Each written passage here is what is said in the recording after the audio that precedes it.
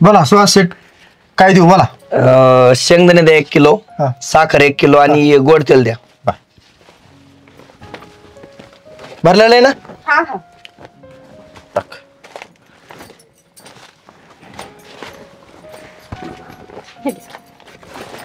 अजून काय? नाही बस. पण ऐक ना सुहास, अरे आपली मागचीच अगोदरची 5,000ची उधार राहिलेली आहे, त्यातली थोडी तरी दे, मग हे घेऊन जा. कांदा नेलता बरं का मार्केटला, पण भाव भेटलाच नाही. जेवढा खर्च झालता ना तेवढा सुद्धा खर्च भेटला नाही. हे बघ, पुढच्या वेळेस नक्की देतो, एवढ्या वेळेस दे उधार. अरे सुहास, कवर त्या कांद्याचं उदाहरण देतो, कांद्याचं सांगतो, असंच झालं तसंच झालं. हा, पैसे मिळत नसेल तर धंदा कायला करता रे त्यो? दुसरा धंदा बघा ना. आता आम्ही शेतकरी माणसं आहेत, आता शेती सोडून द्यायची का आणि दुसरा धंदा करायचा का? आमचं पोट कसं भरणार सांगा बरं. अरे पण तुम्ही पिकावता ते तुम्हाला विकता येत नाही, तर त्याचा तुमचा कसा होणार फायदा?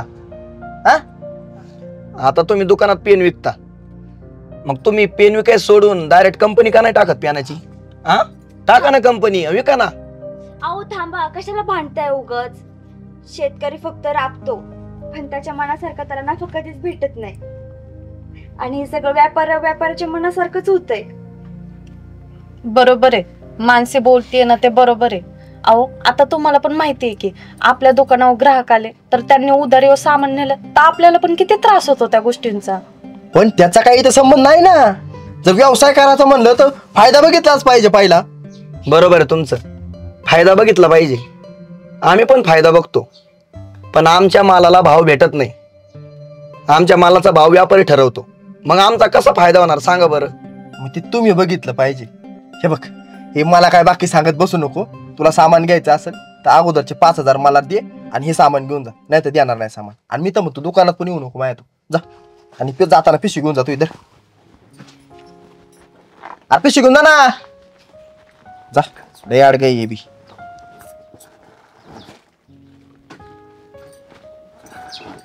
काय सुहासराव, काय मागाशी लय गडबड चालली होती दुकानात. कोण कोणाला पेनाचा कारखाना टाकायला सांगते, कोण काय कांद्याचा व्यापार करायला सांगते. अरे चाललंय काय तुमचं? हा, मला समजा ना काय चाललंय ते. म्हणजे झालं काय नेमकं? उधारी सामान घ्यायला गेलतो, तो म्हणला पहिली उधारी दे म्हणी, तसं सामान नाही देणार. अरे मग देऊन टाकायचे ना उधारी, एवढं काय त्यात? आता पाहिजे ना खिशात द्यायला. त्याला म्हटलं देतो पुढच्या वेळेस, त्यांनी नाही दिलं सामान शेवटी. खिशात पैसे नाही म्हणजे? अरे आता कांदा जायला आहे तुझा, बरं कांद्याचं जाऊ दे, पण चांगलं एवढं माळवं आहे तुझ्याकडे थोडंफार, पैशाची काय अडचण आहे तुला? आता आम्हाला लुटणारे कमी येतोय, आम्हाला मनासारखा भाव भेटतो का? व्यापारी घेतात आमच्याकडून कमी पैशात आणि तिकडे जास्त पैशाने विकतात. आमचा झालेला खर्च पण निघत नाही, मग काय राहणार आहे सांगा बरं खिशात. नेहमीचीच बोंब झाली बरं का. पिकवायचं तुम्ही आणि सगळा मलिदा खायचा दलालांनी नाही तर व्यापाऱ्यांनी, आणि सगळ्यातून वाचलं तर निसर्ग आहेच. तसंच झालंय, ते झालेत मालक आणि आम्ही झालो गेडी. तुम्हाला खरं सांगू का, एक तुम्ही आहे ना डायरेक्ट माल आहे ना बाजारपेठेत नेऊन विकला पाहिजे. अरे होतंय काय माहितीये का, शेतकऱ्यापेक्षा विकणारीच जास्त कमावते ते मध्ये. पण काय करावं नेमकं, याच्यावर काही आहे का आयडिया आहे तुमच्याकडं? हा, एक तोडगा आहे याच्यावर, आणले साधा सोप्पा आहे. कसं आहे, शेतकरी शेवटी शेतकऱ्याच्या मदतीला येऊ शकतो. तुम्ही जर तसं केलं ना तर या दलालांची व्यापाऱ्यांची काही गरज नाही राहणार तुम्हाला. म्हणजे मला समजलं नाही. साधं सोप्पं गणित आहे, पण तुला एकट्याला नाही सांगणार. चल घरी, वहिनींसमोर सांगतो सगळे. बरं बरं, चल बरं.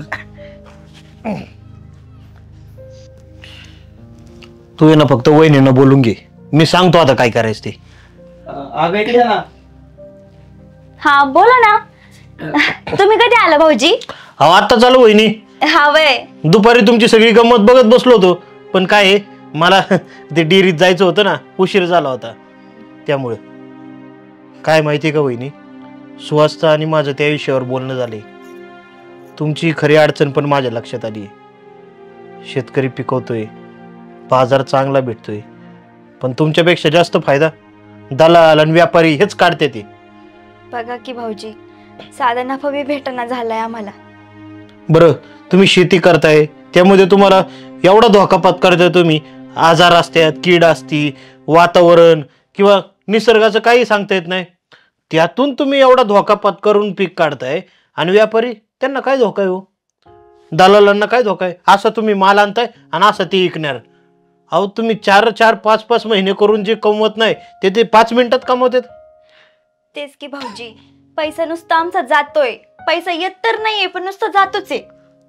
त्यासाठीच मी ना तुम्हाला सगळ्यात सोपा उपाय सांगणार आहे. माल पिकवतोय आपण आणि विकायचा पण आपणच. आता कसं म्हणता ना तुम्ही, सोपा उपाय, काय लय कष्ट करायची गरज नाही. तुमचा बचत गट आहे, हा 10-12 महिला आहेत त्यामध्ये. गावात असे 3-4 तरी बचत गट असते. हम्म. 3-4 बचत गटाच्या सगळ्या महिला मिळून तुम्ही झाले 30-40. हो बरोबर. गावात आठवडे बाजार भरतात आपापल्या. काही ठिकाणी मोठे असतात, काही ठिकाणी मध्यम असतात. तुम्ही आठवडे बाजारात तुमच्या महिला बचत गटांनी तिथं स्वतः शेतकऱ्याकडनं खरेदी केलेला बाजार माल त्या बाजारात नेऊन विकायचा. हम्म. आणि कोण आहे मध्ये? दलाल नाही, व्यापारी नाही, तुमच्यासारखे शेतकरी आहे आणि तुमच्यासारख्याच महिला तो माल विकणार आहे. हा बरोबर आहे भाऊजी, मी तर हा विचार केलाच नाही. कोणाला दलाली द्यायला नको आणि कुठल्या व्यापाऱ्याला कमिशन द्यायला नको का काहीच नको. तुम्ही कमवायचं आणि तुम्हीच विकायचं. हा बरोबर आहे. त्याचा मेन फायदा सांगू का तुम्हाला काय? हा अहो तुम्ही मेथीची गड्डी 4 आणि 5 रुपयाला विकता कधी कधी, पण बाजार किती जरी पडलेला असला का बाहेरच्या दुकानांनी 10 आणि 15 रुपयाशिवाय गड्डी मिळत नाही. आता तुमची मेथीची गड्डी बाजार पडू नाही तर वाढू 10 रुपयांनी गेली पाहिजे बरोबर, कमीत कमी. आणि पुढे बाजार चांगला असेल तर तुमचाच फायदा आहे. ते आहेच. मला वाटतंय हा उपाय तुम्ही एकदा करून बघा. नाही हे करूच आपण. हा करूयात आपण खरंच. हा मग तुम्ही काय करा माहिती का, आता उद्या सगळ्या महिलांची गाठ घ्या आणि सगळ्या महिलांना तुमच्या बचत गटांचा हा विचार मांडा. काय एकमेकांना सहकार्य केलं तरच शेतकरी वाचन. बरोबर आहे. मी आता ना लगेच फोन करून सगळ्यांना सांगते. उद्या मीटिंग ठेवू. हा चालन, तसं करू मग. हा आणि सुहासराव चला आपण त्या दुकानदाराकडे जाऊन परत किराणा माल घेऊन येऊ. काय आता तुम्ही स्वतः व्यापारी झालेत. चला. चला.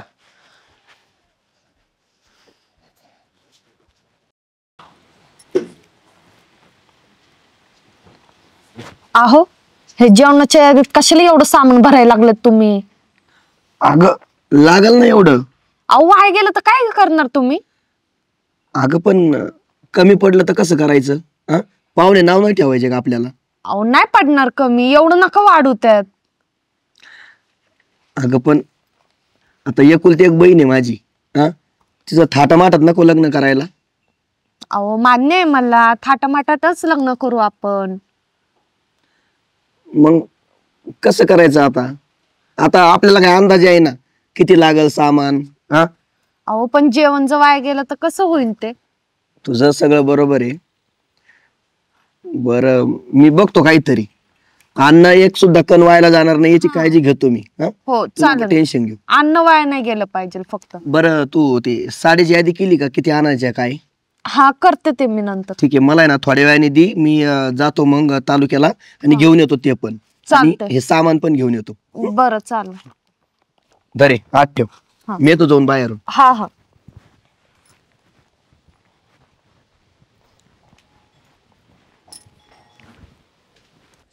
ए यार दादा चल ना लवकर. किती वेळ राहतो बाहेरच्या वर नटत आहे. नमस्कार. नमस्कार. बहिणीचं लग्न होतं माझ्या, म्हंटल आमंत्रण देऊ.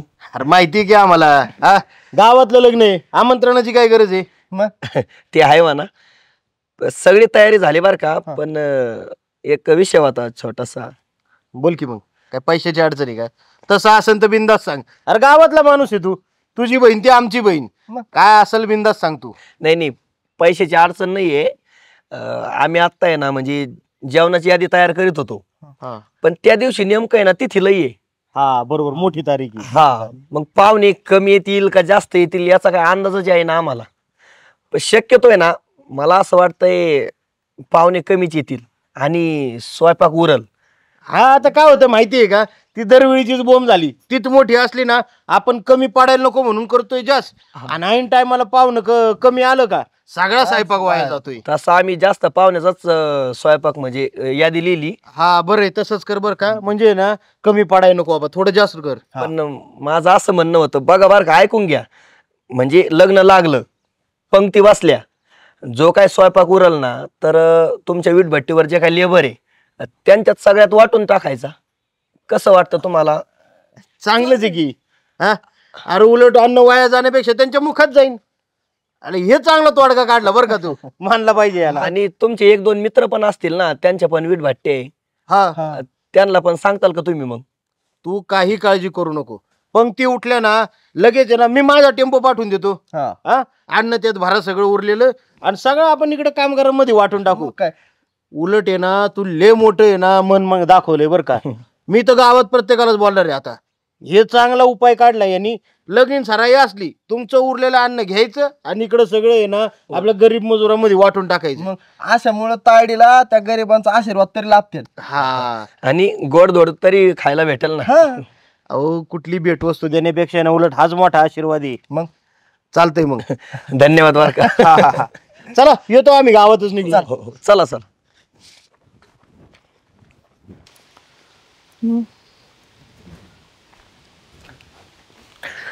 अयो, झाली का साडीच्या आधी? हा आत्ताच झाली, त्याच करते. झाली बघा. अहो मी काय म्हणते, ते जेवणाचं कमी करा ना हो. त्या दिवशी लय तिथे असतात अहो. तुम्ही कुठं हा राडा काढताय एवढं? अगं तू टेन्शन न घेऊ. मी आहे ना आता वीटभट्टीच्या मालकाला भेटून आलोय.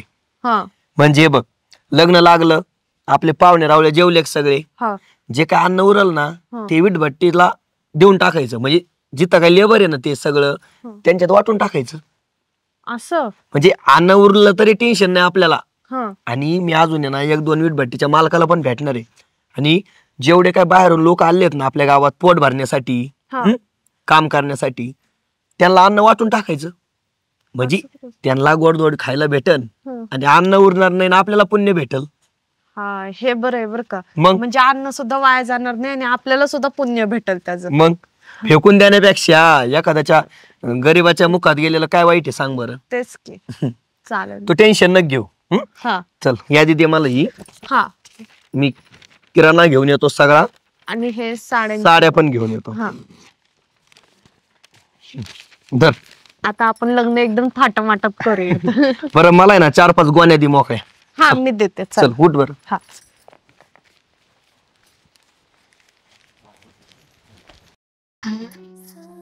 लिहून आले हो. चल बरं पटक्यान. हा जरा हळू चला की. ते बघ मानसी, 4-5 भाकरी फेकून दिल्यात कोणीतरी. बघा की, काय लाज वाटते का नाही का हो लोकांना असं भाकऱ्यान ते फेकून द्यायला? म्हणजे माणसाचं पोट भरलं ना माणूस त्याची लायकी दाखवतो. मग काय तर, कशी फेकून दिली भाकरी, काय वाटतं का नाही जे तुकडे करता आले असते? जेव्हा माणूस गरीब असतो ना तेव्हा एक एक तुकड्याची किंमत कळते. पण एकदा का सगळं भेटलं, माणूस श्रीमंत झाला ना त्याचं काहीच मूल्य राहत नाही. बरोबर आहे तुमचं. म्हणून तर असे भाकरीन ते फेकून देतात ते. काय करणार आहे भाकरी फेकून देणाऱ्याला किंमत त्या भाकरीची? हा, मग काय तर. ह्या भाकरीची किंमत त्यांनाच कळणार ज्याला एक टायमाचं जेवण भेटत नाही. बरोबर आहे. मी मंदिरात गेले ना हो, तर तिथं भिकारी दिसतात हो. असं एक एक असं खायच्यासाठी असं तरसतात ते, आणि हे कुशाला असे भाकरीन ते फेकून देतात. काय लाज वाटते का नाही यांना? बघू सुद्धा वाटत नाही. मग काय तर. अगं बघ ना, आपण कष्ट करतो. तू आपली चुकून जरी एखादी शिळी भाकर राहिली, तू सकाळी त्याचे लगेच तुकडे करते की नाही सकाळी खायला? मग आपण फेकून देतो का? नाही देत, अजिबात नाही. आपण किती श्रीमंत झालो ना अशा भाकरी कधीच फेकून नाही देणार. आणि तेच तर. आणि याच भाकरीसाठी बायका किती रानात काम करतात, हे करतात ही भाकर भेटण्यासाठी. आणि माणसानं खरं काय वाटतं का नाही होई भाकर फेकून द्यायला? काय करणार आहे आपण बोलून तरी? हा चल, अवघड आहे. आपण बोलून काय करणार आहे? कळायला पाहिजे ना लोकांनाच. आज काय कारल्याचा बेत का? हा कारलं करते, भाऊजींना आवडतं ना. जरा या, नाव घेतलं की हजर. हा बरं, मला ते सांगा, तुम्ही किती किती चपात्या खाणार आहेत? मी 2. तू का? चालेल. तुम्ही? आम्ही बाहेर. बाहेर. बघा ना चांगलंय. वहिनी, तुम्ही किती म्हणजे काळजी घेता. म्हणजे सगळ्यांना विचारता तुम्ही किती खाणार, तुम्ही किती खाणार. म्हणजे तुम्हाला असं वाटतं ना अन्न शिळं राहू नये, मग फेकून द्यायची वेळ नको यायला. तेच की, अन्न शिळ राहिल्यावर काय फायदा? आपण फेकून कशाला देतो आपण अन्न? तेच तर. आणि शिळं राहिलं तरी आपण तुकडे करून खातो, नाहीतर असं फेकून नाही देत. अगं तुला काय सांगू, रस्त्याने येत होतो ना आम्ही, तर अशा 4-5 भाकऱ्या फेकून दिल्या होत्या कोणीतरी. काय बोलते? आणि त्याच भाकऱ्या कमवण्यासाठी, त्याच भाकऱ्या खाण्यासाठी आपण किती कष्ट करतो. बरोबर आहे. पण चला, एक बरं वाटलं मला, घरातल्या गृहिणीला ही जेवणाची, स्वयंपाकाची, अन्न वाया जाणार नाही याची काळजी असली पाहिजे. तुम्हाला दोघींना आहे. मग अन्न आहे म्हणून तरच आपण आहे. अन्न नसेल तर आपण काय खाणार? ते आहेच. काय आहे, शेवटी आपले वडील शेतकरी आहे, त्यामुळे आपल्याला अन्नधान्याची किंमत माहिती आहे. आता जे टाकून देतात त्यांना किंमत नसते माहिती त्याची. पण तुम्हाला खरं सांगू का, ज्या माणसाकडे जी गोष्ट भरपूर असते का, त्याला त्याची किंमतच कळत नाही. आता खायला प्यायला भेटायला लागलं की माणसाला, काही माणसांना अन्नाची किंमत राहत नाही, काही माणसांना वेळेची किंमत नसते, खायना नात्याची. कोणाला भाऊ असला तर भावाची किंमत कळत नाही, कोणाला बहीण असेल ना तर त्याची किंमत कळत नाही. पण ज्याला जी गोष्ट नसते ना त्याची किंमत त्याला कळते. वेळ निघून गेल्यावर माणसाला किंमत कळली ना तर त्या वस्तूचा काही उपयोग राहत नाही. मग तेच की, वेळेच्या आधी जर त्या गोष्टींचं भान ठेवलं ना तर वेळ निघून गेल्यावर पस्तावा पण होत नाही. अगं काही देश, आता मी थोडी माहिती वाचली होती पुस्तकात, हम्म. काही देशामध्ये इतकी वाईट परिस्थिती आहे की अक्षरशः त्यांना पिठामध्ये काही टाकायला मिळत नाही, तर ते माती भुसा टाकून गरीब लोक खातात, तिथले पोट भरतात. त्यांना त्याच्यामुळे कितीतरी आजार होतात, पण काय आहे, इलाज नाही म्हणून त्यांना ते करावं लागतं. आणि आपल्याला इथं चांगलं भेटतंय तर लोक असं फेकून देतात. बघा की. खरंच लय वाईट वाटलं ते बघून. बरं, चला जाऊ द्या, आपण जास्त विचार करण्यात काय अर्थ नाही. जाऊ. काय आहे, जी गोष्ट बघितली, वाईट वाटली, चुकीची वाटली, तर त्यातून आपण काय सुधारता येईल एवढं लक्षात ठेवायचं माणसाने. बरोबर आहे. आपण तसं नाही वागायचं कधीच. बरं चला, मी आता चपात्या वगैरे लाटते, भाजी करते, तुमच्या आवडीची भाजी करते. बरं बरं. हा बरं चल मी चपात्या करते. हा. बघा, अशा समजूतदार बायका भेटल्या पाहिजेत काय. हा?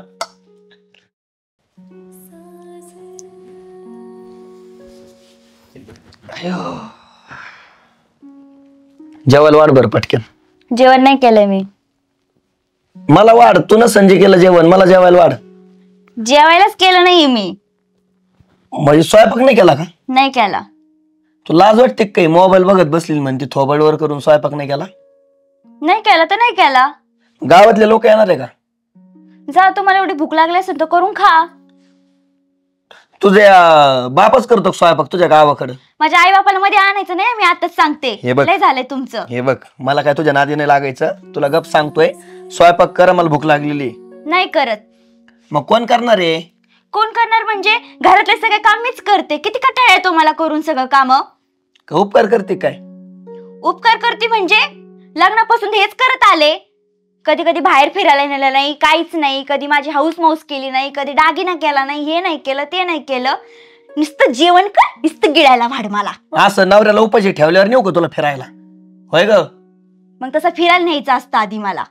उपाशी मार मला आणि म्हण फिरायला नाही म्हणून. मग भूक लागली असेल तर चला बाहेर जाऊ जेवायला. मग हा, तो बापच देणार पैसे बाहेर चला जेवायला. लाज वाटते का बोलायला? बसली थोबाड घेऊन मोबाईल बघत, बोट घाली त्या मोबाईल. बरोबर आहे ना. काही झालं की माझ्या घरच्यांना आणायचंच मधी. एवढंच येतं तुम्हाला. हे बघ, मी एकतर दमून आलोय, तू आहे ना डोकं नको माझं. काय डोकं नको खाऊ. तुम्हाला एवढी भूक लागली असेल ना, तुम्ही करून खायचं. मी नाही करणार, फोनच बघणार तुम्ही. येता याचा झटका लई डोक्यावर चढायला लागली रे पोरगी. हिला सांगतोच एकदा हाताखालूनच काढतो. अवघड झालं भाई. अहो ऐकलं का? ओ इकडे या ना बाहेर. काय अहो बघ ना, मला वाटतं परत त्यांची भांडण चालू झाली. अहो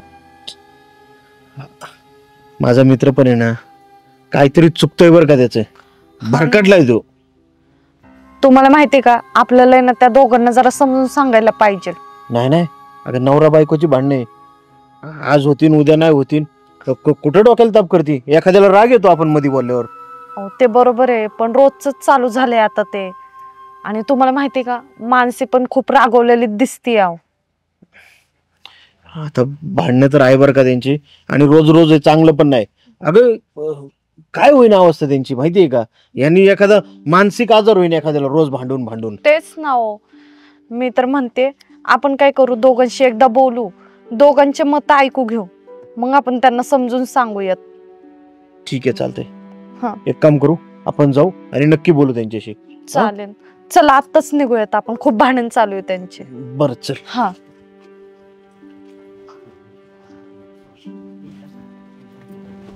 परवायता घालाय तुझ्या सोबत राहून मला. वैताग तर मला आलाय तुमच्या सोबत राहून. कशाला राहती मग? निघ ना बाबाकडं, भर बॅगा निघ. त्यासाठी आले होते घरात मी, निघण्यासाठीच. वाटोळ झालं तुझ्या सोबत लग्न करून. वाटवं तर माझं झालं तुमच्या सोबत लग्न करून. अरे मी तेच सांगतोय तुला, नको थांबू तू इथं, नको थोबड दाखवू. माझं घर आहे जसं तुमचं आहे ना, तसंच माझं पण आहे. अरे अरे बस बस सुहास. अरे थांबा जरा दोघं, काय चाललंय? किती भांडायला लागलेत तुम्ही? अरे तुम्हाला माहितीये का, सगळी माणसं बघतात ते तुमच्या घराकडे. हिला समजायला नको का मग? समजायला तुम्हाला पाहिजे, मला काय सांगता तोंडवर करून. अरे समजायला तुम्हाला दोघांना पाहिजे. आबरू एकाची नाही जाणार. लोक तुम्हाला दोघांना नावं ठेवतात ते. नाही तर काय, रोजच चाललंय तुमचं. किती मोठ्या मोठ्याने आवाज येतोय बाहेर. काय सुहास, शेवटी नवरा बायकोचं भांडण आहे तुमचं. आम्ही मध्ये पडणार पण नव्हतो, पण मित्र लागतो शेवटी तू माझा. मला तुझ्याबद्दल काहीतरी चांगली भावना आहे म्हणून मी इथं आलोय. वहिनी, थोडंफार सांभाळून घ्या ना हो तुम्ही पण. काय चालू आहे? दरवेळेस काय मीच सांभाळून घ्यायचं का? ह्यांना नको सांभाळून घ्यायला? अहो पण एवढा विषय काय तुमचा मोठा? काय खाजगी असेल तर सांगू नका, पण किरकोळ असेल तर सांगा तरी. तिनं उपाशी मारलाय मला, स्वयंपाक नाही केला. शोभता का सांगा बरं? काय ग, असं करतात का? दरवेळेस काम मीच करते, पण एखाद्या वेळेस यांना वाटलं नाही की बायकोनं हॉटेलमध्ये न्यावं, जेवायला खावायला, बाहेर फिरायला न्यावं. कधीच नाही, कधी हाऊस मौस नाही केली माझी, काहीच नाही. 2 वर्ष झालं कुठेच नाही. वहिनी, हीच गोष्ट तुम्ही प्रेमाने सांगू शकता ना त्याला. आणि काय रे सुहास, तुला सांगायची गोष्ट आहे काही? अरे कधीतरी बायकोला आराम द्यायचा. आणि जेवण नाही मिळलं म्हणून एवढं मोठ्याने काय ओरडतो? असं कोण ओरडतं माहिती का? गुरं ओरडतात खायला नाही मिळलं की. आणि अशा किरकोळ भांडणावरून तुम्ही एवढं मोठे मोठे भांडणार आहेत का? बरं हे बघा, जाऊ द्या, झालं ते झालं.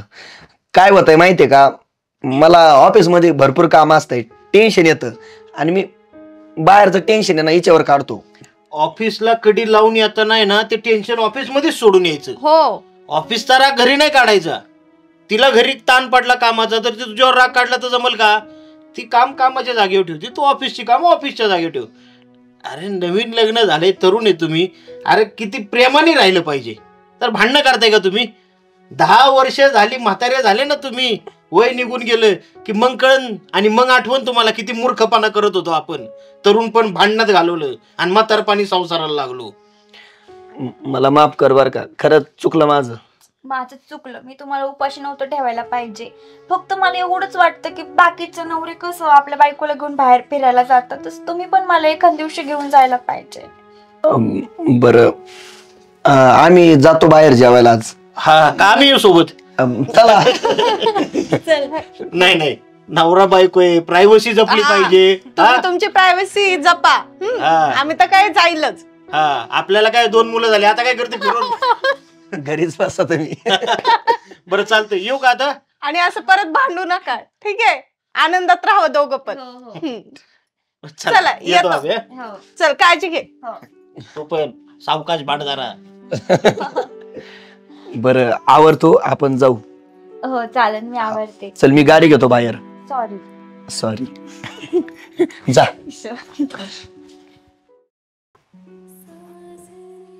हो, बघा आपल्या मुलाचा रिझल्ट आलाय. रिपोर्ट कार्डवर बघा त्याचे किती कमी मार्क आहेत. मी म्हणत होते ना तुम्हाला, त्या शाळेत नका टाकू त्याला, दुसऱ्या शाळेत टाका. हे बघ, शाळा चांगली असली म्हणून मुलं शिकतात असं नाही. मुलं चांगली असली ना, त्यांना कोणत्याही शाळेत टाका, ते शिकतात मनापासून. काही खरं नाही. मला सांगा, तो घरात पण इतका अभ्यास करतो, मग असं कसं काय त्याला रिपोर्टवर एवढे कमी मार्क भेटतील? हे बघ, शाळेबरोबर आहे ना, बाहेरचं वातावरण सुद्धा महत्वाचं असतं, तेव्हा मुलं शिकतात. तू अभ्यास घेते का त्याचा? नाही घेत ना. तू कधीतरी विचारत जा त्याला, तुला काही अडचण आहे का, तू शिकवत जा ना. तुम्हाला असं वाटतं का शाळेच्या दृष्टीने मुलाचं भवितव्य ठरतं, शाळेवर सगळं अवलंबून असतं? मग कशावर अवलंबून असतं? शाळेवर तर अवलंबून असतं सगळं. आणि तुम्हाला माहिती का, शिक्षकांचं काम लय महत्वाचं असतं. ते ना मुलांना मार्गदर्शन चांगलंच सांगतात आणि जर त्यांनी मार्गदर्शन नाही केलं तर मग मुलं किती वाईट मार्गाला लागतील. वहिनी, हे बघा, शिक्षकाला दोष देऊन उपयोग नाहीये. काही शिक्षक शिकवतात चांगले, म्हणजे सर्वच शिकवतात, पण मुलांचा पण अभ्यास करण्याचं काम आहे. बरोबर. त्याच्यामध्ये शिक्षणाची पद्धत आली. काय वेळेस काय होतं, मुलं टेन्शन घेतात अभ्यासाचं. शिक्षक शिकवतात प्रामाणिकपणे, पण घरी आल्यानंतर मुलं रिव्हिजनच करत नाहीत, अभ्यासच करत नाहीत. मग कसं होणार मुलांचं? आणि शाळेत ते वातावरण असतं अभ्यास करण्याचं. सगळी पोरं एकत्र बसून अभ्यास करतात, त्यामुळे आपला पण मुलगा अभ्यास करतो. इथं बाहेर मग लक्ष भरगटतं. त्यामुळे शाळा पण तेवढीच उपयुक्त आहे. आणि मुलांनी ना काहीतरी भविष्यात करायचंय असं ध्येय ठरवून अभ्यास केला पाहिजे, तेव्हा मुलं सक्सेस होतात. बरोबर मेन आहे. मेन म्हणजे उद्देश पाहिजे सगळा. शिकाव म्हणून कधीच कोणी शिकावं नाही. काहीतरी आपल्याला ठेवलं पाहिजे स्वतःचं ध्येय, त्यामुळेच आपण शिकू शकतो. बरोबर बोलले तुम्ही. समजलं ना? हे बघ, आता आहे ना इथून पुढे त्याचा अभ्यास घेत जा. त्याला कुठं अडचण आली का सांगत जा. हो. तुम्ही सुद्धा तुमच्या मुलाला शिकवा, मग अभ्यास घेत जा. आम्ही तर रोज घेतोय. आणि आई वडिलांचं लक्ष पाहिजेच मुलावर. बरं, हा. चहा टाक बरं. चल जा, चहा घे. चहा घेऊन जा ना. हा, नाही चहा घेऊनच जाणार. याचा थोडी मदत करते ना.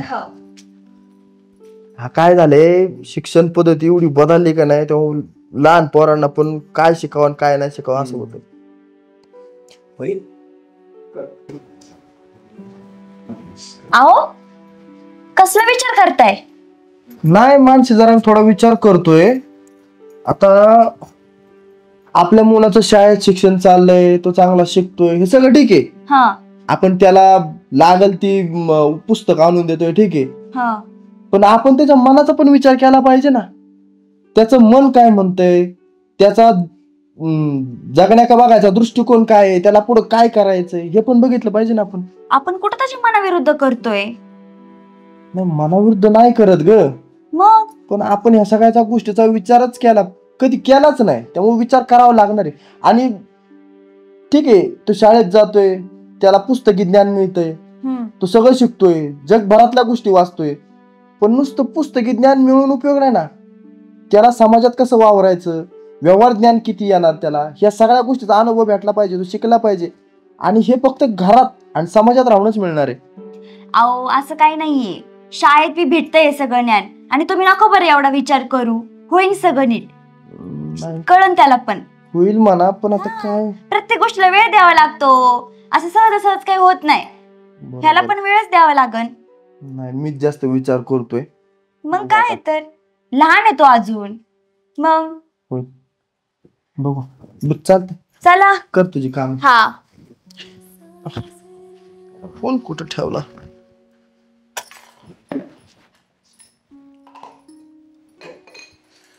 दे बरं जेवायला मला. हा, देते. अहो, मी खूप विचार केला हो.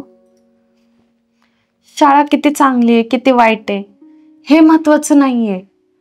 पण आपला मुलगा शाळेत जातोय, त्याची शिकण्याची इच्छा किती आहे, परत तो समजून किती घेतोय, हे महत्वाचं आहे. आणि त्याच्यावर त्याचं भविष्य घडलं जाईल. मी तुला तेच बोलत होतो, शाळा महत्वाची आहेच आहे, पण घरचं वातावरण सुद्धा महत्वाचं आहे. आणि मुलाची शिक्षण घेण्याची क्षमता किंवा समजून घेण्याची क्षमता ती सुद्धा महत्वाची असते. बरोबर ना? बरोबर आहे. मी खूप त्याच्यावर विचार केला. आणि हो, मुलाची तर इच्छा असायलाच हवी, पण पालकांनी पण त्याच्यावर लक्ष दिलं पाहिजे. बरोबर का नाही?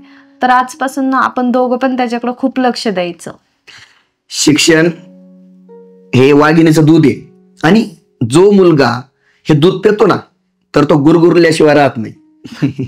बरोबर. याच्यावरून म्हणजे समजून घेतो, शाळा चांगली असली म्हणून मुलं शिकतात असले असं काही नाहीये. तर मुलं चांगले असले तर ते शाळा शिकतातच. बरोबर आहे. आपण लक्ष देऊयात आता त्याच्याकडे. चल जेवायला दे मला. हा, मी जेवायला वाटतो. ठीक आहे, बसतो बाहेर. हा हा, बस. हे बघा, मुलाचं शिक्षण आहे ना फक्त पुस्तकापर्यंत मर्यादित नसावं, त्याला व्यावहारिक ज्ञान पण आलं पाहिजे, तेव्हा त्याचं काहीतरी भविष्य घडू शकतं. तुम्हाला काय वाटतं बरं? नाही, बरोबर आहे ना. बरोबर आहे. बरोबर आहे. आणि हो, शिक्षकांनी पण ना मुलांची तेवढीच कदर केली पाहिजे, त्यांच्या विचारांची, बरोबर का नाही? तरच मुलं पण शिकू शकतात. तुमचं बरोबर आहे. पण मला आता काय म्हणायचं माहिती का, शाळा आहे ठीक आहे, शाळा तुमची व्यवस्थित आहे, शाळेतून सगळं शिक्षण मिळतंय, पण आपल्या मुलाच्या मनात आपण काळजी, प्रेम, आपुलकी हे जर आतापासून निर्माण केली तर त्यांना भविष्यात त्याचा उपयोग होणार आहे. हो आणि बरोबर आहे. आणि मुलाच्या मनाविरुद्ध जाऊन काही केलं नाही पाहिजे. म्हणजे त्याला काय हवंय काय नकोय, त्याला म्हणजे त्याला पुढे जाऊन काय करायचंय ते सुद्धा विचारलं पाहिजे. म्हणजे बरोबर बोलले वहिनी तुम्ही. म्हणजे त्याला विचारलं पाहिजे, भाऊ तुला भविष्यात काय करायचंय. हा काय होतं माहितीये का, आई वडिलांचं स्वप्न वेगळं असतं, मुलांचं स्वप्न वेगळं असतं. मग आपण काय करतो, आपण त्याला फोर्स करतो, नाही नाही तू हेच कर. मग काय होतं, आपलं स्वप्न त्याचं पूर्ण स्वप्न होत नाही आणि आई वडिलाचं स्वप्न पूर्ण होत नाही. मग मुलगा काय टेन्शन घेतो आणि वाईट वाहनाला लागतो. समजा लता मंगेशकरला त्यांच्या घरच्यांनी सांगितलं असतं तू क्रिकेट खेळ, तर ते एवढ्या मोठ्या सिंगर आज झाल्याच नसत्या. आणि सचिन तेंडुलकरला जर सांगितलं असतं तू सिंगिंग कर, तू गाणं म्हण, तर तो एवढा मोठा क्रिकेटर झाला नसता ना. म्हणजे आवड महत्वाची आहे आणि त्याला आपण सपोर्ट केला पाहिजे आणि त्यांच्या मनाचा विचार करून सगळं केलं पाहिजे. तसं जर नाही केलं तर तो इकडे बी सक्सेस होऊ शकत नाही, इकडे बी सक्सेस होऊ शकत नाही. बरोबर आहे. बरोबर. फक्त आपल्या मुलावर लक्ष ठेवा, त्याला वाईट वाहनाला जाऊन देऊ नका, बाकी काही नाही. आणि तसे आपले मुलं हुशार आहेतच. हा, त्यामुळे मी तर म्हणतो आपण मुलांना चांगली शाळा देऊच, पण त्यासोबत आपली सगळी संस्कृती पण शिकू. बरोबर, माणुसकी पण महत्वाची. हा आणि लक्ष पण ठेवूया त्यांच्यावरती.